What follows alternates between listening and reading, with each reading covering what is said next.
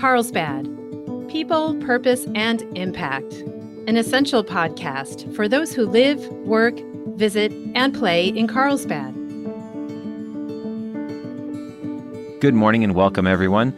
My name is Brett Schanzenbach. I'm the president and CEO of the Carlsbad Chamber of Commerce, and I am your host today. I'm very pleased to have with me, I have two guests today, Kolan and Lupe Hairston. They are the owners of Freedom Window Cleaning. Good morning, guys. Thanks for being here. Good morning. Thank you for having us. Thanks for having us. Absolutely. It's going to be some fun this morning. So I was looking at your guys' bios and background, and I learned stuff about both of you that I didn't know. I mean, obviously, Lupe, I've known you a little longer, even from back in my Vista days. We originally met. Kolan, we've met briefly, but not in depth. So this was kind of fun to learn a bit about you. So let's start with you, Kolan. You from Atlanta, and you actually played football for Auburn. I did. Kind of ashamed to say that these days because they've been really struggling the last couple of years, but they're on the upswing now, I think. Yeah, so tell us, what position did you play? What years were you there? I was there from 86 to 91, and I was a wide receiver. Oh, very nice. Okay. And how did you guys do back in those days? We won 3 SEC championships while I was there. And that was before the conference. Most conferences now are split in half, and they have a conference championship. They didn't have that back then. You just had to have the most wins in the conference each year. And it wasn't necessarily, obviously, no playoff. Yeah. And it wasn't as easy to get into the national championship conversation. Yeah. Back then, it was either you were undefeated or they weren't even going to talk about you. Yeah, for sure. How fun. That's great. And then I'm going to continue with you, Kolan, because I guess then after college, it looks like you joined the Marine Corps. That's correct. That's awesome. And how long did you serve? I was, after getting my commission upon graduation from Auburn, I was in from 91 until 2004. Very nice. Well, thank you for your service. Thank you, of course. Yeah. And is that what brought you to our neck of the woods? It was Camp Pendleton? Or? It is. I was at Marine Corps Station Miramar. Okay. Because at Auburn, I went to the ROTC. I wasn't in ROTC, but I went to the building and I saw Marine Corps Station El Toro, and I said, I'm going to be there one day. That's where I want to be stationed. So you're in Miramar. Was El Toro still going? Yes. Okay. I started out at El Toro, and I actually shut El Toro down. You did? Okay. Our squadron did. We were the last one to leave, and then we came to Miramar. Well, my father was stationed at El Toro as a Marine. Wow. And that's when I was born, actually. I was born in St. Joe's Hospital in Orange, California, because we were stationed there. I'm the oldest in my family, so my parents very young, and but my dad was actually at the time I was born, he was actually in Vietnam, so he wasn't there, but that's where he was stationed, was El Toro. And then when he came back from Vietnam, they got sent to Quantico, Virginia. So, and then back to Pendleton later, which is how I ended up here, like a lot of North County residents, right? And Lupe, I did not know, or if I did know this, I had forgotten that you're the youngest of 8. That's right. Yeah, big family. So the baby. Yeah.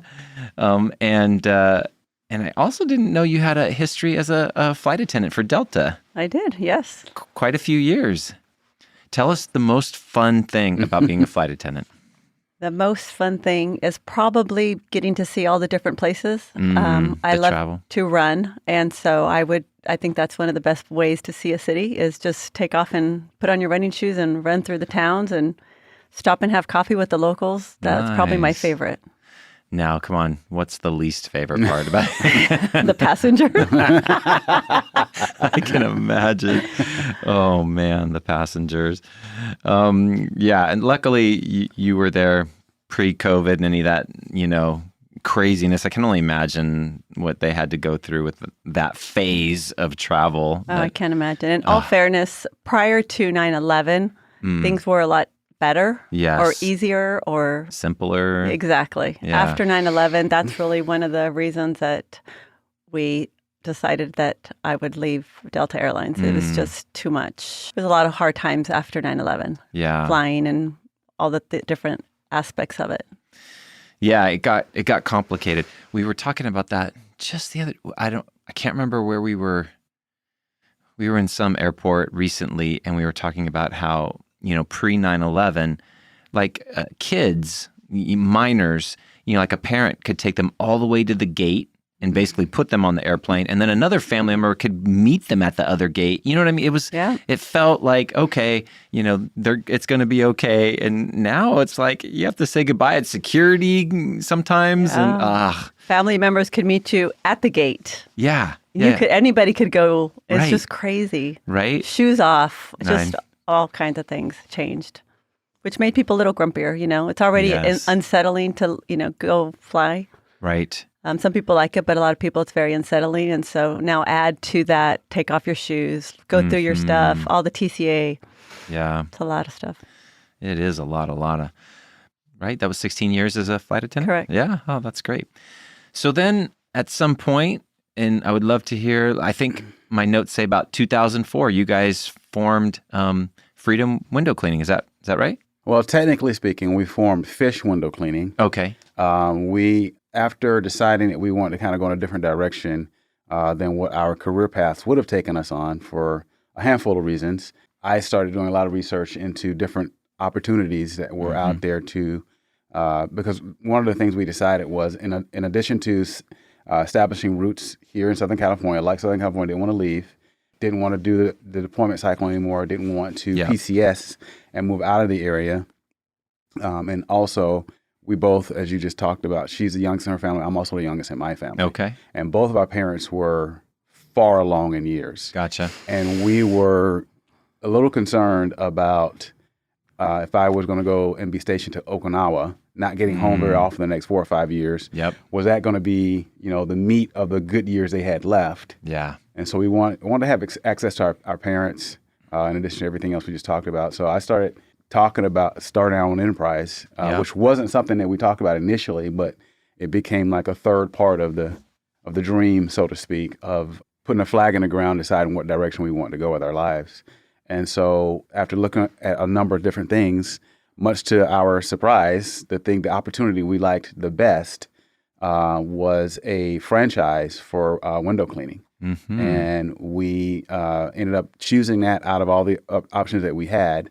And we did it for about 7 or 8 years, and then we realized that we could do this just as well on our own as we could with the franchise. It wasn't really providing, in our opinion, a lot of value. Yeah. And so we did that, and it's been almost 10 years. Ah, that's great. After that we've been on our own. So I want to unpack that just a little bit more. So here's what we're going to do. We're going to take a brief pause to allow announcement and message from our sponsor. We are talking to Kolan and Lupe Hairston, the owners of Freedom Window Cleaning. And when we come back, we're going to just dig into that story a little bit more about their selection of this particular line of business. We will be right back. So right before the break, we were talking about you guys' your decision on, you were saying that you were evaluating different opportunities, and I'm assuming that might have meant different franchise opportunities, but maybe other things beyond that. Tell me what resonated, what just gelled for you guys about a window cleaning franchise or business in general? How did that, and I would love to hear some of the other things you kind of evaluated and were looking at. Well, we had 5 criteria, or at least I did. I kind of took it to her, and she liked them, I think. Any opportunity we were going to take would provide for us. And initially, your question is good because we weren't looking at franchises. Because in my mind, any franchise I wanted to do was going to be a multi-million-dollar investment. Yeah. Because I didn't understand at that point that besides McDonald's and Starbucks, because at that point, Starbucks still franchised. That there were franchise opportunities, and we didn't have $1 million to invest. Sure. And I wasn't going to go into debt that much to start, my first enterprise. So it took a while with me looking at a number of different. I looked at buying existing businesses. Mm-hmm. I looked at starting from scratch and kind of trying to figure out, well, what things would I do that I might have experience with that would help us. And my experience would help us in whatever that endeavor might be. And then I started reading about franchises, and then I became aware there were a plethora of franchise opportunities out there. And looked at a coffee shop. Right. We looked at a dry cleaner business, some kind of software business, and I don't even remember what that was now. It was a web-based type sure. thing that I'm very, very, very glad we did not do. And so... and what were your 5 criteria, or at least if you can remember off the top of your head? Yeah, I think first did it provide the opportunity to deliver something to the market space that we could either do differently or create some kind of uniqueness about it. Got it. That we could deliver that would then obviously help drive the business. So something where you could have your own special sauce to make you stand out. Exactly. Yep. And that the next thing is that it could be scaled. Okay. Thirdly was that it would not require our presence. Okay. Yeah. Actually in it all the time, because I want to own a business. I didn't want to be the business. Right. Very important thought. Yep. And then fourthly, that we could be together. Mm-hmm. Work it together. And then lastly, it was going to generate the opportunity for, there's different types of freedom to me. And the one that I was most interested in the business provided me was time freedom. So that flexibility, being able to decide, because everybody's limited to some degree, right? Sure. It's like, I want to go on vacation. Well, someone else kind of decides when you go on vacation. Yeah. And then finances decides on where you can go on vacation. That's right. That kind of thing. So I want to try to create for ourselves as much latitude as possible with both of those. And I think one was Monday through Friday and no weekends, because both of us having flown, we were always gone. And that was one of the reasons we started a business, is because we were gone so much. As a matter of fact, we got married September 29th, right after 9/11. And he was deployed on that Monday. Oh, golly. For 6 months? 2 months. The first time was 2 months. That was Afghanistan. Oh, golly. Yeah. And we just said, enough of this. Yeah. Something where you had it built in that you knew like those weekends would be off. And then as you grew it even more, you wanted more flexibility and the possibility of not having to be present. I love this discussion because, the beauty of podcasts is that they go everywhere. Like you don't know where these podcasts can go. And so we could have listeners all over this country. When you look at the metrics of our podcast, we have international listeners. I mean, it's unbelievable. And so it's quite possible we have some young entrepreneurs right now who are going through this thought process that you guys went through 20-ish years ago. And I think you're bringing up key things that anybody looking to go into business for themselves should be considering and thinking. Plus, as you know, we're always, first of all, I got to give Kolan kudos because he used my favorite word in the English language. He used plethora. And we have a plethora of people exiting the military in our community who are looking for their next opportunity. So this discussion, I think, is so great.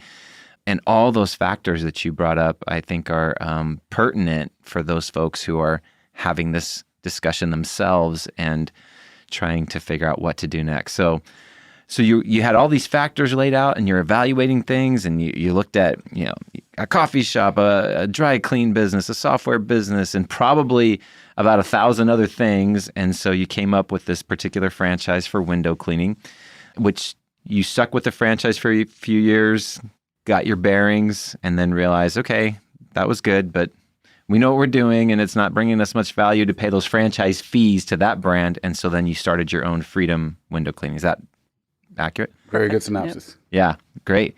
So let's talk about your business a little bit so that some folks who are maybe not familiar with Freedom Window Cleaning can know the width and breadth of what you guys do offer as a service. So talk about, is it commercial only? Is it residential, interior, exterior? I mean, tell us a little bit. So we do provide both commercial and residential. I would say that the lion's share of what we do, probably 80% is commercial. And we deliver both window cleaning for inside and outside. Most customers residentially want both. On occasion, they'll want outside only. And on the commercial side, we have a couple of different segments of the market that we serve. The first is what we call route, something you would probably refer to as retail. Okay. Whether it be food and beverage businesses or other types of retail, car like dealerships. Like a Starbucks, a Better Buzz. Sure. Up to car dealerships and so on and so forth. They are on a higher frequency, and they typically want inside and out. Yep. And then we also do commercial buildings, which fortunate for us, you guys right here are That's like right. a good example of what a commercial building is. And we go up to 5 stories in that type. Wow. Okay. I hadn't thought of that part, up to 5 stories. And those are usually outside only. Every now and then they'll want the insides done because they may not have, their janitorial may not do the windows on the inside, so they want us to take care of them both. But lion's share, or probably 95% of the time, we do outside only on those. On the industrial, commercial, yeah. And then for residential, as far as window cleaning is concerned, we also, we do anything from condos to townhomes to tract homes to, estate homes. Yeah. And usually those, again, are inside and out. Mm-hmm. And then some other ancillary services that we offer as well are, especially on the residential side, gutter cleaning, glass restoration, and we also do awning cleaning. We do pressure washing. Nice. So there's kind of a smorgasbord of things that we do deliver, like awning cleaning, et cetera. So yeah, it's interesting because as you were talking, I'm thinking in my mind, like a car dealership you mentioned, or like a retail coffee shop. All those places are visually very appealing. Lots of glass, and you never think of like how do those things always stay nice and sparkly? Because if you're going to have the glass, it's got to be clean or you look bad. Right. Absolutely. Right. I know we are a happy customer of yours. We have a 6,200 square foot office building here in Carlsbad, and it is a heavy window. It's glass all around pretty much, and it's beautiful. I love it. And you guys clean our windows for us, which I'm very grateful for. But it does bring me to another thought or question, because I know for us, at least as an office use, during the, most intensive 18 months of COVID, like nobody was here. We didn't really think about getting our windows clean. How did that whole COVID time affect you guys? And did it get really slow, or did you still have some steadies? How did that work? It was definitely challenging at first, because not only do you have the business side of it, you have the very human side of it. A lot of people just didn't know. I mean, we'd never experienced something like that for most of us in our lifetime. I mean, Spanish flu was probably the last thing. That was before any of us were, born. So the idea of being, and they responded differently to that epidemic as well. So being told to stay at home, businesses are closing and all these things. So it was not only a challenge, but it was the amount of uncertainty that surrounded everything. It's like, it's one thing to say, this is the situation today, but it's another thing to say, well, next week, 2 weeks from now, and just not knowing. Unknown, yeah. And I think the fear, right? Yeah, the fear. The unknown fear that nobody spoke about was really difficult. And that first week, we had not knowing, and then as we went on, having whiteboards like, okay, what else could we do? Or how are we going to do this? Or what's going to happen? And everyone's talking about, what can you pivot to? Right. And we looked at that, can we provide sanitation services? Yep. Where we go and we spray these, insecticides or whatever that might help sort of neutralize any, because I don't know if you remember this, but back then they were talking about what was the life of the virus if someone touched it and they had it, those kind of things. And so you probably remember also 3 weeks to flatten the curve, I think is what they said originally. Yeah, originally. So originally we're like, okay, we're okay if we go for 3 weeks without working, and life goes back to normal. And it didn't. And fortunately for us, we kind of made the decision, and we never stopped working. We went to work every day. Our crews were at home, our office staff was at home, but we kept going, and because there was plenty you can do. There's always plenty of work to be. The stuff that was getting pushed off for months and months on edge because you don't have time to get to it.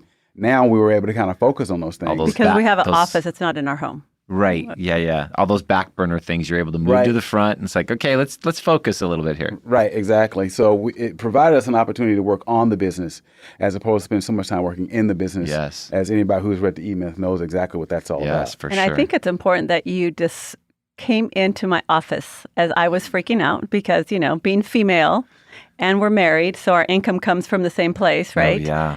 One of the big things that women need, men out there, is women to know that we have security. Security. And so Kolan came into my office one day because I have all these whiteboards up and I'm talking to everybody and listening to all the podcasts that I possibly can. And he comes in and he said something that was very pivotal, which was, this is not how our story ends. Nice. Yep.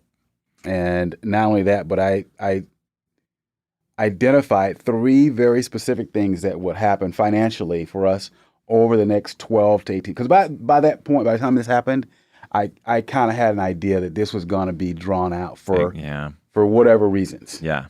And so having made that decision, we decided we were going to go back to work. We had guys who were like, hey, the unemployment thing's not working for us. I'd be happy to come back to work. We just decided on our own. We are, what was that thing they were saying? Not crucial. Essential. Yeah. We decided we were essential. Because of pressure washing, actually. We did pressure washing for some Albertsons and some other grocery stores and Circle K's. Yeah. We do that kind of pressure washing. So we were essential to keep them clean because people were still going to grocery stores even though you couldn't go to church. But it's another story. Right. It's another. And we had customers call us and go, I'm essential, and if I'm essential, I feel like you're essential. Yeah. So we need you guys to come back to work. And so that really helped us. And it was a fraction of what we were doing, before COVID. Yeah. But it's like that first step. If you take the first step, then you can get to the top of the staircase. Eventually, and that's basically what happened. We were able to, I guess I would use the word survive, not necessarily thrive, by getting back to a portion of what we were pre-COVID, just enough to be able to keep paying the bills. And fortunately, we didn't have to do any of that mortgage, what do they call it? I know what you the mean. moratorium, basically, on mortgages. Because we called and they're like, well, yeah, you can do it, but I'm like, okay, that doesn't sound like a very good deal at all. So we were fortunate enough to be able to walk away from that and also continue to pay our rent and basically just kind of meet everything along the way. So and a lot of residential customers were started to call and say, can you at least clean the outside of our windows? So that was really great. Yeah. Yeah, we kind of feel like, because probably it started in March, so probably along about June, we started getting all these calls. Okay. And we just decided it must be because everyone's at home and they're just looking around like, oh my gosh, this is terrible. Yeah, it looks horrible. So we did far more residential the ensuing few months than what we would typically have done during that time of year. Makes sense. And so that really helped tide us over as well. One of the things you said, though, I think for me, being here in the chamber, from the chamber perspective during that time, I think my most frustrating aspect of it was this artificial distinction between essential and non-essential businesses, because it doesn't matter how you slice it. Like, every business is essential in some way. I mean, they're putting food on the table for that team of people. I mean, that's essential. I hated that. And that was just so, anyways. So you were essential for a variety of reasons. And I'm so glad that you guys survived and got back to hopefully thriving now, I hope. They're smiling, so I'm going to say that's a yes. Absolutely. I saw a couple other things on your website that I wouldn't have thought of, although it makes sense because you've been talking about other services you provide. But as a homeowner, another little irritant is cleaning my window screens, because those things get very dirty. And then you also list that you'll clean solar panels, which are supposed to be cleaned, in some fashion fairly frequently, or regularly, let's put it that way. So tell us about that. With the screens, it's very important, especially homeowners who tend to like the outside air more than they like air-conditioned air, because the more you open your windows, the more traction your screens are going to get. So the dirtier you're going to get, because they're actually doing their job. They're actually filtering things from flying into the house or to the home. So yes, that's a part of our basic cleaning for residential. It's going to be the windows, obviously, inside and out, including any sliding glass doors that you might have, and then a basic cleaning of your tracks. Yeah, that's where all the bug kill and all the other crap that goes down that you don't like to look at when you open your door, or your window, excuse me. And then we also clean the screens. Yeah, and then you're right, for solar panels, a lot of people don't realize they actually lose a lot of efficiency if they're not cleaning their solar panels on a regular basis. We recommend every 6 to 12 months, depending on where you're located. If you live next to I-5, you probably want to get them cleaned more often because the pollution is higher. Whereas if you live closer more inland, and you're not getting a lot of traffic or other pollution to settle on the panels, you could probably go a year, pretty easily. Gotcha. Fun. So you guys started, and I didn't capture this part, but I would like to go back, if you don't mind, when you started the original window cleaning franchise. Was it just the two of you, or did you right away? were you guys out there busting it and cleaning the windows yourself, or did you start with a little bit of a team? It's interesting. Their model was that you are to be the business owner. Yes. So you want to get staff on as soon as possible. Sure. Because you want to be focusing on marketing and sales. Yes. And if you're trying to do both at the same time, you're probably going to be pretty poor at both of them. Yep. And even if you're average to above average at selling, you're going to quickly overwhelm what you yourself were able to do. Capacity, yeah. And I remember we put, this is going to sound funny, we put an ad in the newspaper for crew. And we remember the first day, we walk in our office probably 6:45 or 7. By 7:30, there's a line sitting outside the door. Oh my goodness. What year? So what year is this? This is going to be August of 2004. 2004. There's a line out the door. Okay, I'm trying to think of economic conditions in 2004, but It was before 2008. Yeah, it was before the crash of 8. Yeah, right. And so we did hire some people right off, but it was to answer your question, it's a little bit of both. A little bit of both. I did go out and have to do some of the work myself, and then we also had people, one or two people, but their tenure was typically pretty short at the beginning, which is why, we can even tell stories about her mom coming to visit us and riding along with her, going out to clean windows. And we knew she was not happy with, all the work her and her husband had gone through to get them the lifestyle that they had. And here she is cleaning windows. And I was somewhere separate cleaning windows because we couldn't. It was too much. We couldn't be together. We had to go kind of two different areas of the county to kind of get the work done. But that was definitely a fun experience. But we were open to doing whatever we needed to do, and we love after we realized that people pay to get their windows cleaned. Prior to starting a franchise, we didn't realize that. Didn't think of that, right? So that's where we launched into we can both be of service, and this is the way we can serve our community, but getting to do the job was really great too, because now we know what it takes for our guys to go out or our team to go out and to make this happen. It's a lot harder than you think it is to get out there and do a good job. Yeah. I mean, do it well. Right. Not just slap it up there. So now back to 2023.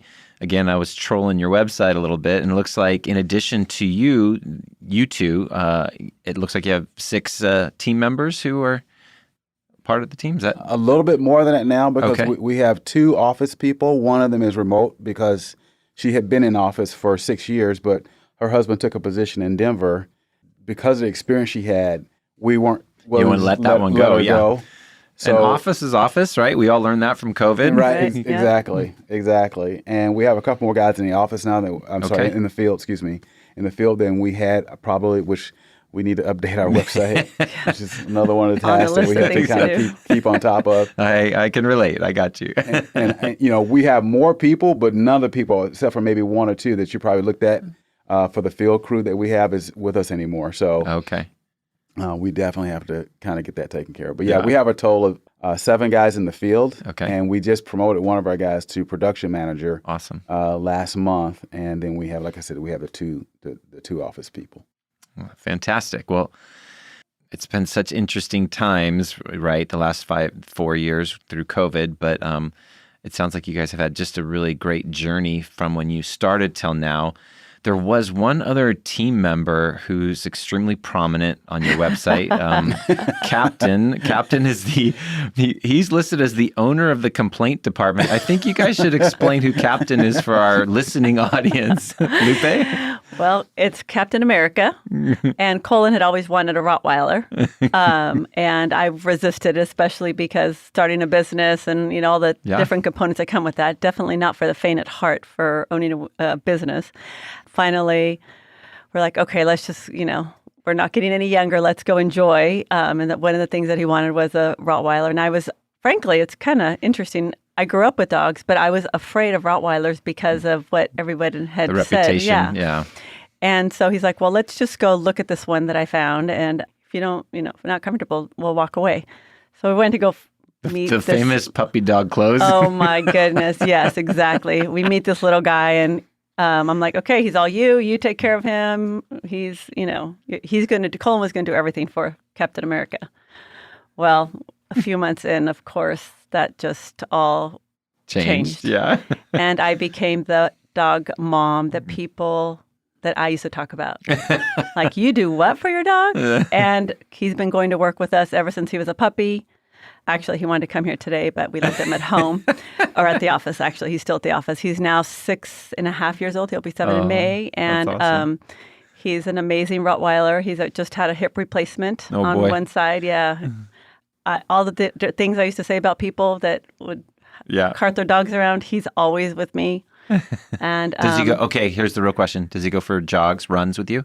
Well, he really can't. He will. Did he used to? Yeah. Okay. He did. Absolutely. Yeah. Before the hip problems are not going to be too good for keeping up with you, but that's great.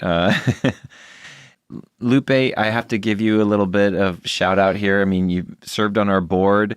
Thank you for your volunteering and your serving there. My pleasure. You are also our Go-Giver of the Year in 2012, I believe, which is that's basically one of our highest awards we have here at the Carlsbad Chamber of Commerce. For those who are new to that term, our Go-Giver is each year when we honor our volunteers, we have a chamber champion and Go-Giver, and those are the two highest awards. And the Go-Giver is just about others and giving without worrying about receiving. And so that says a lot about you and that you won that award here. So thank you for everything you've done here. It's my pleasure. I think it's important.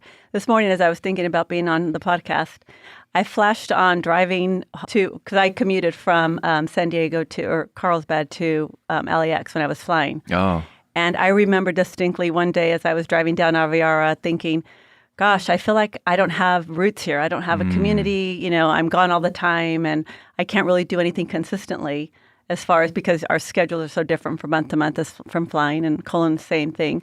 And I remember just thinking, I wish I had some, my people, my community. I didn't know those words then, my tribe. Yeah. But as we started a business, I think that is one of the biggest rewards I've had is getting to join this community. The Carlsbad Chamber has been essential in my personal growth as a human, as a leader, as a business owner, to get to meet so many amazing people.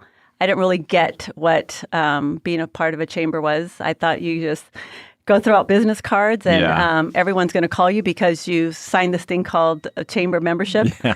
And we actually were going to quit the chamber about a year in. One of the lovely people that worked here said, you know what's the deal? And I told her exactly that. I'm like, I'm not getting any business. And I think it's just important to know that she took me under her wing and said, look, come here, get involved.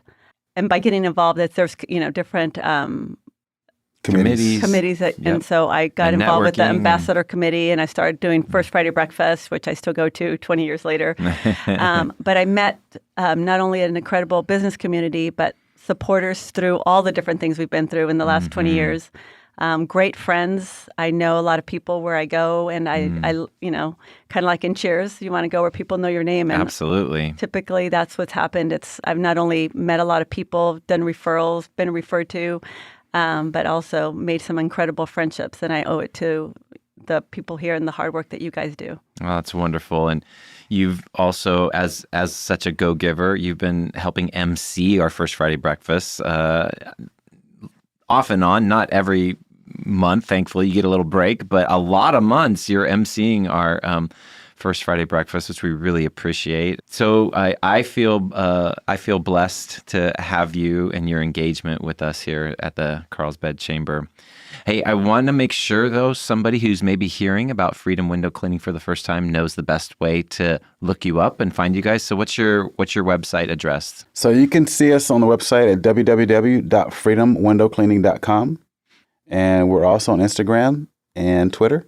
And obviously, you can call us at 760-598-5510. All right. Do the phone number one more time, a little slower, in case somebody's got that pen out now. 760-598-5510. And the website was freedomwindowcleaning.com. Correct. Correct. All right. There you go, folks. As we've been talking, and I've been thinking about, the windows, especially when we were talking earlier about, like you were talking about the car dealerships and the coffee shops, but I was thinking of the different seasons, especially retail. This is a retail thing, but no, maybe even like car dealerships and stuff too, when people like to decorate their windows for the holidays, maybe like Thanksgiving time, and then maybe Christmas, and then maybe, I don't know, Valentine, and that window. And then those decorations are great, but then they got to get cleaned off the windows. So I would assume you guys do that as well. If we do. Yeah, we do. That's awesome. So lots of great practical stuff here. So folks, give them a call. Check out their website. We are happy customers of Freedom Window Cleaning, and so I can give them a testimonial and check it out. Thank you guys so much for taking the time to come down and share your story today. Again, thank you for having us. Of course, our pleasure. All right. Thanks for joining us on our Carlsbad People, Purpose, and Impact podcast today. If you enjoyed it, please hit the follow button on wherever you get your audio. And please tell a friend. We would love to hear your feedback, which you can share at carlsbadpodcast.com. You can leave us a review, ask a question, or leave an audio comment, which we can play on the show in the future. And that's all we have for today. Can't wait to see you next time on Carlsbad People, Purpose, and Impact. And remember, share some kindness today. It's free, creates goodwill, and makes you feel great.